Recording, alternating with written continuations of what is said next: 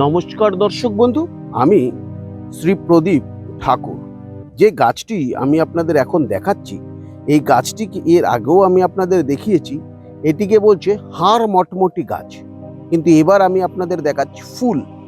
এই যে হাড় মটমটি গাছের যে ফুলগুলো দেখতে পাচ্ছেন, আপনার কোনো জমিতে কোনো ভাড়াটিয়া রয়েছে, সে ওখান থেকে ছাড়ছে না।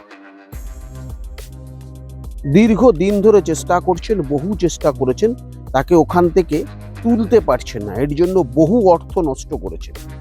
যে ফুলটিকে আমি আপনাকে দেখাচ্ছি, এই রকম ফুল ছিঁড়ে নেবেন 7টা অথবা 9টা। ভালো করে দেখুন, এটি হচ্ছে হাড় মটমটি গাছের ফুল। যে ফুলটি আমি আপনাদের দেখাচ্ছি, গাছটিকে দেখুন। এবার যে মন্ত্রটি আমি আপনাকে বলছি, এই মন্ত্রটি বলে ওই বাড়ির মধ্যে আপনাকে ফেলতে হবে। ওং নমঃ ভগবতে উড্ড মহেশ্বরায় মোহন মোহন মিলি মিলি ঠং ঠং স্বাহা।